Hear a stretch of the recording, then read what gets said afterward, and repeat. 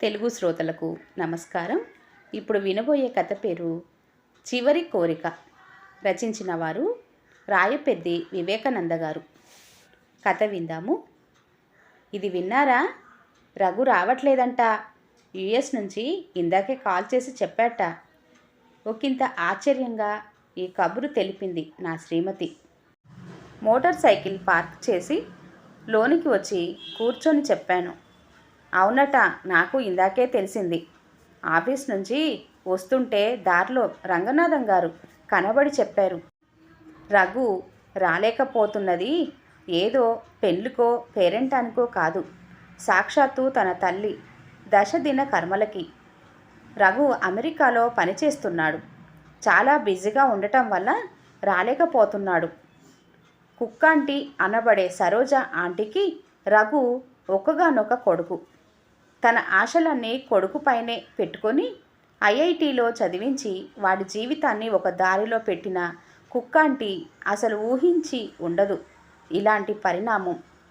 ఆవిడ చనిపోయిన రోజు కూడా రఘు రాలేకపోయాడు. బిజీగా ఉన్నానని అమెరికా నుంచి ఫోన్ చేశాడు. అందరినీ ఆశ్చర్యంలో ముంచేశాడు. తలా మునకలయ్యేంత పనుల్లో ఉన్నానని, సెలవు దొరకదని, అంత్యక్రియలు కాలనీ పెద్దల ఆధ్వర్యంలో కానివ్వండని, దశదిన కర్మలలోపు వచ్చేస్తానని, ఖర్చు ఎంతైనా వెనకాడకుండా పనులు కానివ్వండని అభ్యర్థించేటప్పటికీ ఎవరూ కాదనలేకపోయారు. అతని కోణం నుంచి పరిస్థితిని అర్థం చేసుకునే ప్రయత్నమే చేశారు. రంగనాథం గారు సరోజ ఆంటీకి బాగా దగ్గరివారు. దూరపు చుట్టరికం కూడా ఉందనుకుంటాను. ఆయన బాధ్యత తీసుకొని అన్ని పనులు తన తలపై వేసుకొని వ్యవహారం కానిచ్చారు. కాలనీలోని ప్రతి ఒక్కరూ రంగనాథం గారికి సహకరించారు. సరోజ ఆంటీ అంటే అందరికీ ప్రత్యేక అభిమానం. ఆవిడ రుణం ఈ విధంగా తీర్చుకునే అవకాశం వచ్చిందని అందరూ అనుకున్నారు. తలలో నాలుక అన్నది చాలా చిన్న పదం అవుతుంది ఆవిడ విషయంలో. కాలనీలో అందరినీ తన పిల్లల్లా చూసుకునేది. పెళ్ళి, పేరంటం, నామకరణం, పుట్టినరోజు వేడుకలు, ఇలా ఒకటేమిటి, ఎక్కడ కోలాహలం ఉంటే అక్కడ కుక్కాంటీ ఉంటుందనేది జగమెరిగిన సత్యంగా మారింది. శుభకార్యాలు సరే, ఏ ఇంట్లో విషాదం జరిగినా ఓదార్చడానికి తానే ముందుండేది. ఆయా ఇళ్లలో ఆ ఇల్లు ఆవిడదేనేమో అన్నట్లుగా తిరిగి అందరినీ ఓదార్చి ఒక పూటో 2 పూటలో ఉండి వచ్చేది. ఆవిడ ఒక చైతన్యం, ఆవిడ ఒక శక్తి, ఆవిడ ఒక అండ.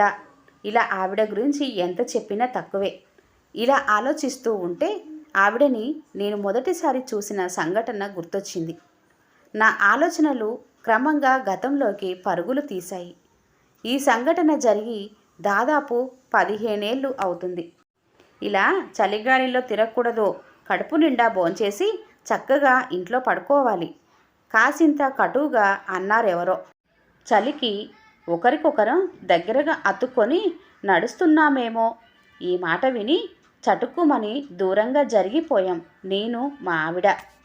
అయ్యో, మిమ్మల్ని కాదులేండి, ఈ కుక్కల్ని అంటున్నాను. ఈ మాటతో మా అయోమయం ఇంకా ఎక్కువైంది. ఆ మాటలు అంటున్న ఆవిడ కాస్త లావుగా ఉంది. ఆవిడ పెద్ద బొట్టు పెట్టుకొని తెల్లని శరీర ఛాయతో హుందాగా ఉంది. ఆవిడ చేతిలో అన్నం గిన్నె పట్టుకొని చుట్టూ చేరిన 5-6 కుక్కలకి అన్నం పెడుతుంది. ఆవిడ ధోరణి మాకు కాస్త విచిత్రంగా అనిపించింది. మనుషులతో మాట్లాడినంత చనువుగా ఆప్యాయంగా ఉంటుండి ఆ కుక్కలతో మాట్లాడుతుంది. వాటి వాలకాన్ని బట్టి చూస్తే అవన్నీ వీధి కుక్కలని తెలిసిపోతుంది. ఒకటి కూడా పెంపుడు కుక్కలా లేదు. అవక్కై నిలబడి చూస్తుండిపోయా మేమిద్దరం. గుడికి వెళ్తున్నారా? వెళ్ళిరండి, హారతి టైం అవుతుందనుకుంటాను. మమ్మల్ని ఉద్దేశించి ఆ 2 మాటలు అనేసి తిరిగి కుక్కలకు వడ్డించడంలో నిమగ్నమైపోయింది. ఆవిడని చూడటం అదే మొదటిసారి. ఆవిడ పేరు సరోజ అని తర్వాత తెలిసింది. ఆవిడని ఆ వీధిలో అందరూ కుక్కాంటీ అనే పిలుస్తారని తెలిసింది. ఆవిడ అసలు పేరు చాలా తక్కువ మందికి మాత్రమే తెలుసని మాకు క్రమంగా అర్థమైంది. ఆవిడ వెళ్తూ ఉంటే వెనకాలే కనీసం 4-5 కుక్కలు తోకూపుకుంటూ వెళ్తూ కనిపిస్తాయి.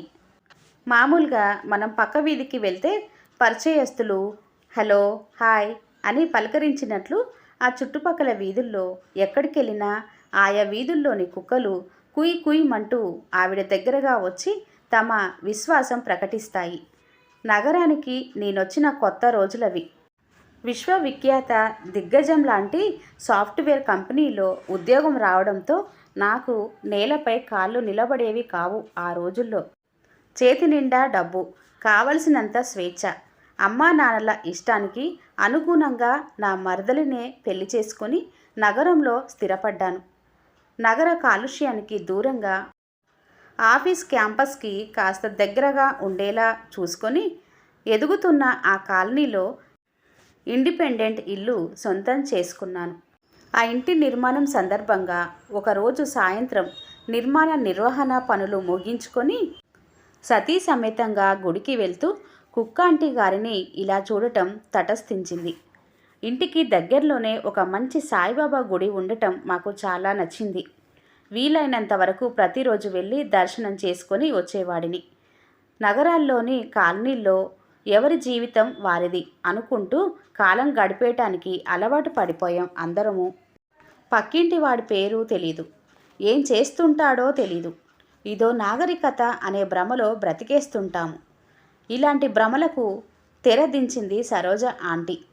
నేను ఇంటి స్థలం తీసుకొని నిర్మాణం పనులన్నీ ముగించి కొలీగ్స్ని, బాగా దగ్గర బంధువులను, ఆప్తమిత్రులు కొందరిని ఆహ్వానించుకొని హరిహోం అని గృహప్రవేశం చేసుకుంటున్నాను. ఇంతలో ఉరుములేని పిడుగులా సరోజ ఆంటీ ఊడిపడింది. ఏం నాయనా, నా సైజు చూసి బాగా మెక్కేస్తానని పిలవలేదా ఏంటి? సరిగా మీ ఇంటి వెనకే ఉంటాను తండ్రి. నా పేరు సరోజ, మీ అమ్మగారిలా అనుకో. ఇదిగో నా తరపు నుంచి ఈ చిన్న కానుక. మీరు మీ తదనంతరం మీ పిల్లలు, మీ మనవళ్ళు, మనవరాళ్ళు ఈ ఇంట్లో అనేక శత సంవత్సరాలు హాయిగా అనేక శుభకార్యాలు నిర్వహించుకుంటూ సంతృప్తిగా, సంతోషంగా, అష్ట ఐశ్వర్యాలతో తులతూగాలని నా ఆకాంక్ష అంటూ ఆవిడ రాజధాని ఎక్స్ప్రెస్లా టకటకా చెప్పదలిసిన 4 ముక్కలు చెప్పేసి కానుక ఇచ్చేసి అందరితో పరిచయాలు చేసేసుకొని బలవంతం చేస్తే కొద్దిగా విందు ఆరగించి ఎలా వచ్చిందో అలా వేగంగా వెళ్ళిపోయింది. మొదటి చూపులోనే ఆవిడ మా వాళ్ళందరికీ తెగ నచ్చేసింది. ఆ తర్వాత మా బంధువులంతా నగరానికి ఎప్పుడు వచ్చినా ఆవిడని కలవకుండా వెళ్ళేవారు కాదు. మా అక్కయ్యలు, అన్నయ్యలు ఎప్పుడు ఫోన్ చేసి నాతో మాట్లాడినా ఆవిడ గురించి కుశల ప్రశ్నలు అడిగి కానీ సంభాషణ ముగించేవారు కాదు. అంతగా మా అందరిపై ప్రభావం చూపగలిగింది ఆవిడ. పిచ్చిదానిలా కనిపించిన ఆవిడ చాలా త్వరలోనే నా దృష్టిలో ఆకాశమంత ఎత్తుకు ఎదిగిపోతుందని నాకప్పట్లో తెలియదు. ఆవిడ భర్త ఏదో చిన్న ప్రభుత్వ ఉద్యోగం చేస్తూ ఉండేవాడు. ఈవిడింత కలుపుగోరు మనిషి కాదాయన. తన పని తాను చేసుకుపోయేవాడు. అందరినీ చిరునవ్వుతో పలకరించేవాడు. ఈవిడ చేసే ఎలాంటి సేవా కార్యక్రమాలకు అడ్డు చెప్పేవాడు కాదాయన. అదే ఆయన చేసే సేవ అని చెప్పవచ్చు. వారికి ఒకే ఒక అబ్బాయి. వాడి పేరు రఘు. మేము ఆ కాలనీలో చేరేటప్పటికి రఘు 2వ తరగతో 3వ తరగతో చదివేవాడు. వాళ్ళ ఆశలన్నీ రఘుపైనే. వాడిని బాగా చదివించి అమెరికా పంపించాలనేది ఆవిడ ఆశయంగా ఉండేది. అందరితో అదే మాట చెప్పేది. రఘు కూడా చదువులో మంచి ప్రతిభ చూపేవాడు. ప్రతి పరీక్షలోనూ ఫస్ట్గా నిలిచేవాడు. ఇక కుక్కాంటి విషయానికి వస్తే చెప్పుకోవటానికి చాలా విషయాలే ఉన్నాయి. స్వామి వివేకానంద జన్మదినోత్సవం వచ్చేస్తుందంటే చాలు ఈవిడ ఒక హుండీ లాంటి డబ్బా ఒకటి పట్టుకొని కాలనీలోని అన్ని ఇండ్లు తిరిగి చందాలు వసూలు చేసేది. మీకు తోచినంత ఇవ్వండి, ఎటువంటి బలవంతం లేదు అనేది. అలా పోగైన డబ్బులన్నీ పట్టుకు వెళ్ళి మా ఇళ్ళ దగ్గరలో ఉన్న అనాథాశ్రమంలోని పిల్లలకు నోట్ పుస్తకాలు, బ్యాగులు, చెప్పులు, బట్టలు, దుప్పట్లు కొని ఇచ్చేది. తన పుట్టినరోజని ఒకసారి, వాళ్ళ ఆయన పుట్టినరోజని ఒకసారి, వాళ్ళ అబ్బాయి పుట్టినరోజని ఒకసారి, ఇలా ఏదో ఒక సందర్భంలో అనాథాశ్రమం పిల్లలకు తన ఇంటి నుండి తెచ్చిన విందు భోజనం పెట్టేది తను. చేసే ఇలాంటి ధర్మ కార్యాలకు ఎలాంటి ప్రచారము ఆశించేది కాదు. ఊరికి దూరంగా ఉన్న కారణంగా అనుకుంటాను మా కాలనీకి బిచ్చగాళ్ళు తక్కువగా వచ్చేవారు. అనుకోకుండా వచ్చే 1-2 బిచ్చగాళ్లకు సరోజ ఆంటీ ఇంట్లో చక్కని భోజనం, వాటి ఇంటి కంపౌండ్లోని వేప చెట్టు కింద నవారు మంచంపై చక్కని నిద్ర దక్కేవి. కాలనీలో రోడ్లు పడ్డ ఆవిడకే ఆనందం, బోరుబావులు తవ్విన ఆవిడకే ఆనందం. చిన్నపిల్లల అక్కడే ఉండి ఆయా కార్మికులని ఉత్సాహపరుస్తూ వాళ్లకు నీళ్లు, చిరుతిండ్లు తానే సప్లై చేసేది. మా ఇంటి దగ్గరి సాయిబాబా గుడికి ప్రతి గురువారం మధ్యాహ్నం 12ంటికి చేరుకునేది. అక్కడ జరిగే అన్నదానంలో ప్రత్యక్షంగా వడ్డన ద్వారా, పరోక్షంగా ఆర్థిక సాయం ద్వారా తన వంతు తోడ్పాటు అందించేది. అందరూ తన బంధువులేనేమో అనేంత ఆప్యాయంగా వడ్డించి ఆకలి తీరిందో లేదో కనుక్కొని మరీ పంపేది. మా కాలనీ అంతా కలిసి 100-150 ఇండ్లు ఉండేవి ఆ రోజుల్లో. నెలకోసారి అందరినీ కలిపేలా చేసి ఏదో ఒక సాంఘిక కార్యక్రమం నిర్వహింపజేసేది ఆవిడ. మొక్కలు నాటడం, ప్లాస్టిక్ చెత్త లేకుండా చూసుకోవటం వంటి కార్యక్రమాలు నిర్వహించేది. ఇప్పుడు మా కాలనీలో మంచి మంచి వృక్షాలు ఉన్నాయంటే అదంతా ఆవిడ చలవే. ఇటీవల ఒక టీవీ ఛానల్ వాళ్ళ సర్వేలో తేలింది ఏమిటంటే రాష్ట్రం మొత్తం మీద సగటు ఉష్ణోగ్రత కంటే మా కాలనీలో 5-6 డిగ్రీలు తక్కువే ఉంటుందట. ఇవన్నీ ఒక ఎత్తైతే కాలనీలోని ఆడపిల్లలందరినీ సమీకరించి వారికి వేదికనెక్కి ఉపన్యాసం ఇచ్చే కళని పదును పెట్టుకోమని ప్రోత్సహించేది. మా కాలనీ అమ్మాయిలు చాలామంది ఈవేళ సాఫ్ట్వేర్ ఉద్యోగాల్లో స్థిరపడ్డారు. క్యాంపస్ ఇంటర్వ్యూల్లో సునాయాసంగా నెగ్గడానికి కుక్క ఆంటీ చిన్నప్పుడు తమకు ఇచ్చిన శిక్షణే ఎంతో ఉపయోగపడిందని వారంతా ముక్తకంఠంతో చెబుతారు. ఇలా అందరి జీవితాలపై ప్రభావం చూపిన ఆవిడ తన కొడుకు రఘు విషయంలో సహజంగానే మరింత ప్రేమగా వ్యవహరించిందనటంలో ఎలాంటి సందేహాలకు తావులేదు. దురదృష్టవశాత్తు రఘుకి ఆవిడ పూర్తిగా అర్థం కాలేదని చెప్పవచ్చు. అర్థం కాకపోతే పోయే, తల్లిదండ్రుల మీద, సొంత దేశం మీద ద్వేషం పెంచుకోవడమే విషాదం. యోగ్యులను దేవుడు పరీక్షలకు గురి చేస్తాడని అనుకునే వారి నమ్మకాన్ని నిజం చేస్తూ దేవుడు సరోజ ఆంటీకి ఒక పెద్ద పరీక్షే పెట్టాడు. రఘు ఇంకా 10వ తరగతికి రాకముందే ఆవిడని విధి చిన్నచూపు చూసింది. రఘు తండ్రి లేని వాడయ్యాడు. ఆవిడ కనీసం 10వ తరగతి కూడా పాస్ కాకపోవడంతో భర్త ఉద్యోగం కూడా రాలేదు. కొంత పరిహారం నెల నెల అందే పెన్షన్తో సరిపెట్టుకోవాల్సి వచ్చింది. ఆ కుదుపు ఆమెలోని కరుణకి ఆనకట్ట వేయలేకపోయింది. తిరిగి మామూలుగానే ఆమె సేవా కార్యక్రమాలకి నడుం బిగించింది. చిత్రంగా ఆమె మరింత సమయాన్ని సేవా కార్యక్రమాలకి వెచ్చించటం మొదలుపెట్టింది. బహుశా తన దుఃఖాన్ని ఈ విధంగా మర్చిపోయే ప్రయత్నం చేసేదనుకుంటా. అలాగని కొడుకు బాధ్యతలని, ఇంటి పనులని నిర్లక్ష్యం చేయలేదు. భర్త మరణం తర్వాత రఘు చదువుపై ఎక్కువ సమయాన్ని వెచ్చించేది. వాడు ఇంటర్కు వచ్చాక వేకువనే బ్రహ్మి ముహూర్తంలో లేచి 4-4:30 కల్లా వాడిని నారాయణగూడలోని ఐఐటి కోచింగ్ సెంటర్లో దిగబెట్టి రావడంతో ఆవిడ దినచర్య ప్రారంభమయ్యేది. కోచింగ్ సెంటర్కి, జూనియర్ కాలేజీకి, సాయంత్రం మరో కోచింగ్ సెంటర్కి తిరగడంతో ఆవిడ కాలం వేగంగా గడిచినట్లు అనిపించేది. వేళకి రఘుకి టిఫిన్లు, భోజనాలు ఏర్పాటు చేయడంలో ఆ జీవి ఎంత అలసిపోయేదో ఆ కర్మ సాక్షికి మాత్రమే తెలుసు. రఘు గురించి ఆమె కన్న కలలన్నీ నిజమయ్యాయనే చెప్పవచ్చు. సహజంగా తెలివైన కుర్రాడు కావటం, చక్కని కోచింగ్ లభించటంతో రఘుకి ముంబై ఐఐటిలో మొదటి ప్రయత్నంలోనే కోరుకున్న బ్రాంచీలో సీటు రావటం, అక్కడ కూడా దిగ్విజయంగా కోర్సు పూర్తి చేసుకొని చూస్తుండగానే చక్కని కంపెనీలో ఉద్యోగం తెచ్చుకొని అమెరికా వెళ్ళిపోవడం చకచకా జరిగిపోయాయి. కథ ఇక్కడి వరకే అయితే సుఖాంతం అని చెప్పి చేతులు దులిపేసుకునేవాడిని నేను కూడా. అసలు కథ ఇక్కడే మొదలైంది మరి. రఘు ఐఐటిలో చేరిన కొత్తలో ఆవిడ ఇంటింటికి తిరిగి తన పుత్రుడి గురించిన విశేషాలను చెప్పుకుంటూ ఆనందం పంచుకునేది. క్రమంగా ఆవిడలో ఆ ఉత్సాహం సన్నగిల్లింది. రఘు గురించిన ప్రస్తావన తానే తేవటం మానేసింది. ఎవరైనా అడిగితే ముక్తసరిగా చెప్పి ముగించేది ఆ సంభాషణ.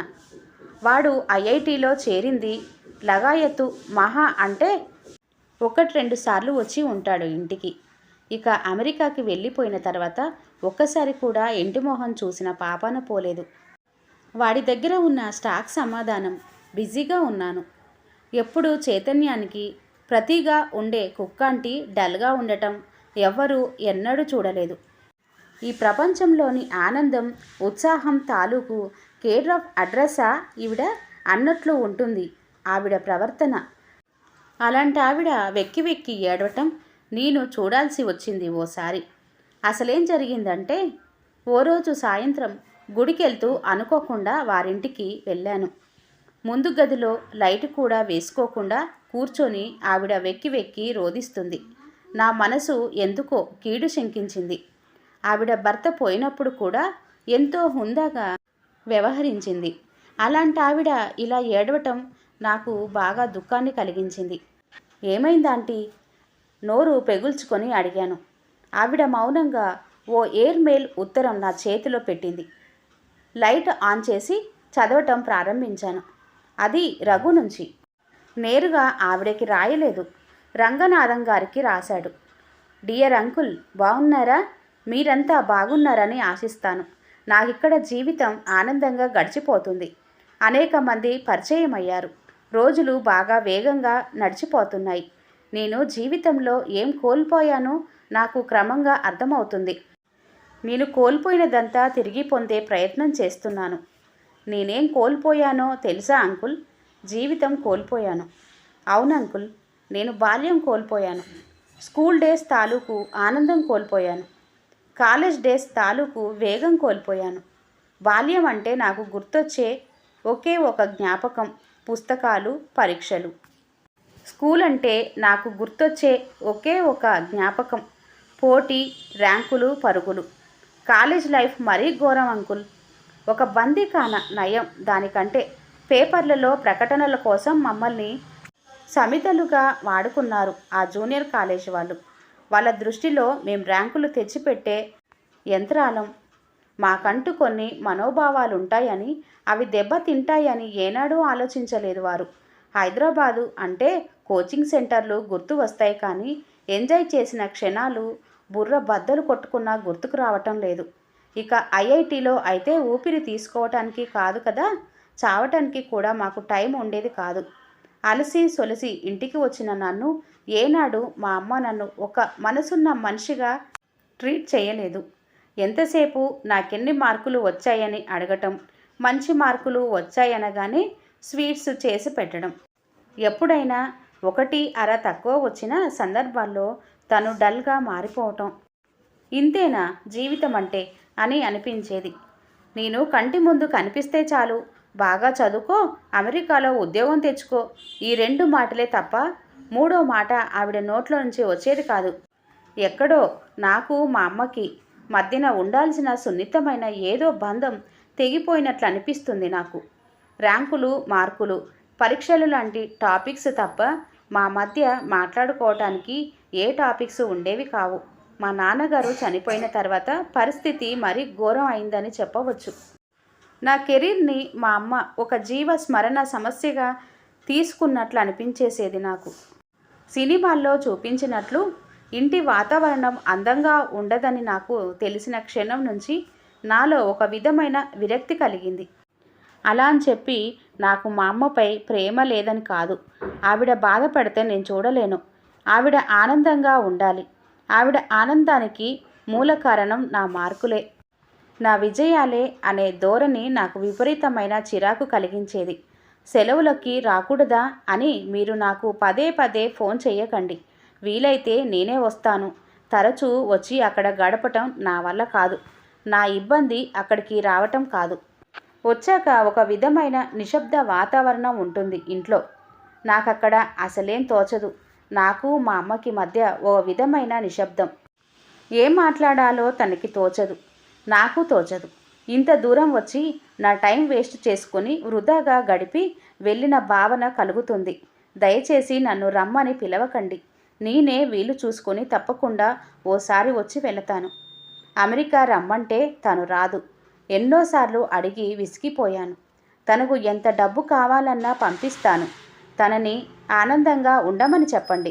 మీరంతా ఆవిడకి తోడు ఉన్నారన్న భరోసాతో నేనిక్కడ నింపాదిగా ఉండగలుగుతున్నాను.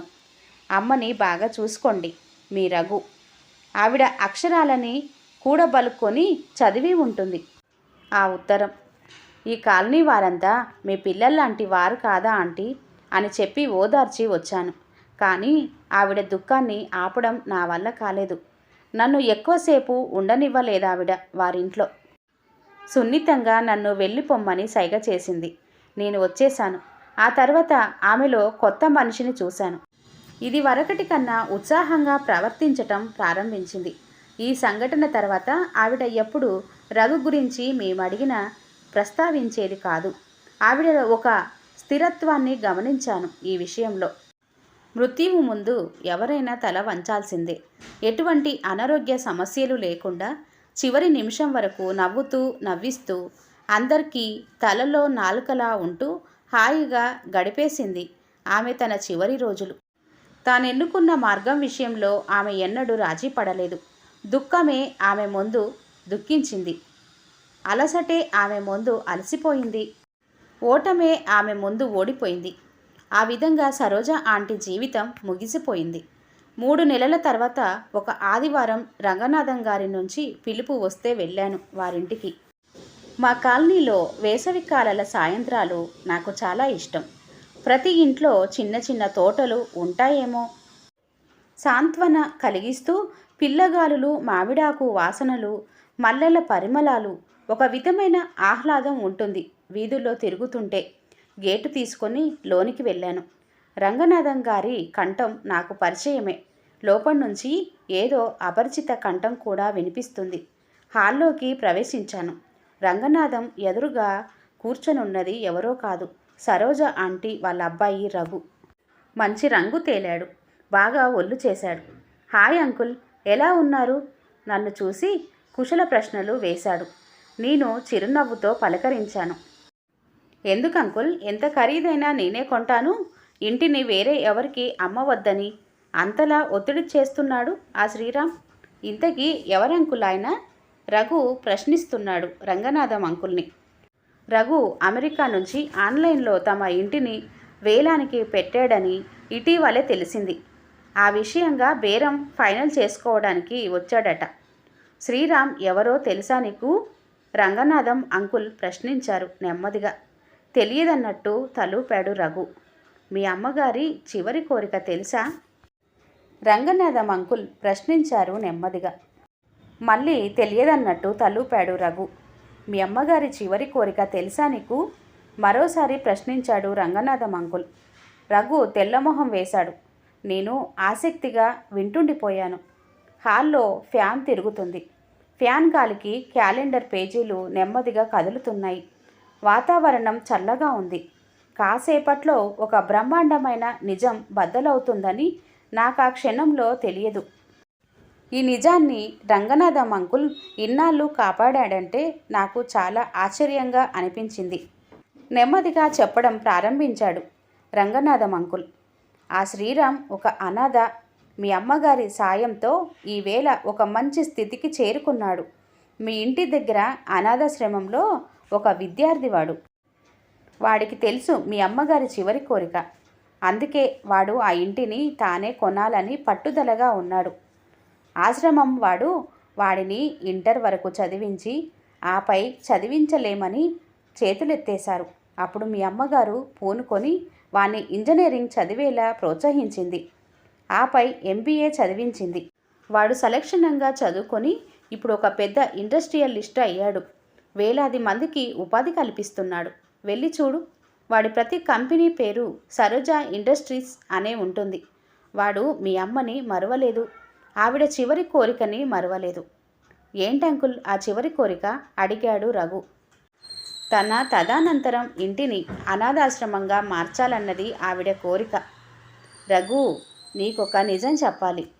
సరోజ ఆంటీ నీ సొంత తల్లి కాదు. నువ్వొక అనాథవి.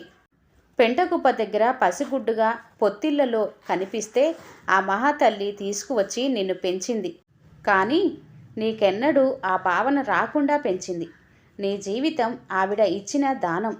ఆ మహాతల్లే కనుక చేరదీయకపోతే నువ్వు ఆ క్షణమే నేలరాలిపోయేవాడివి. నీ జీవితం అంతా సుఖంగా ఉండటానికి కాలేజీ వాళ్ళు నిన్ను పెట్టిన కష్టమే పెద్ద కష్టమని అంటున్నావు. ఆ చదువే లేకుంటే నీ జీవితం ఏమయ్యేదో ఊహించుకో.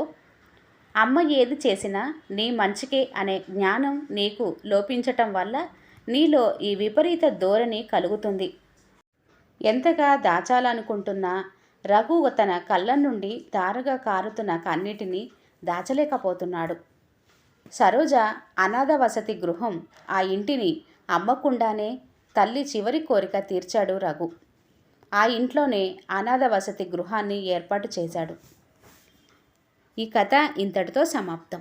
కథ కనుక నచ్చినట్లయితే తప్పకుండా లైక్ చేయండి, షేర్ చేయండి, అలాగే సబ్స్క్రైబ్ చేసుకోవటం మర్చిపోకండి ఫ్రెండ్స్. ధన్యవాదములు.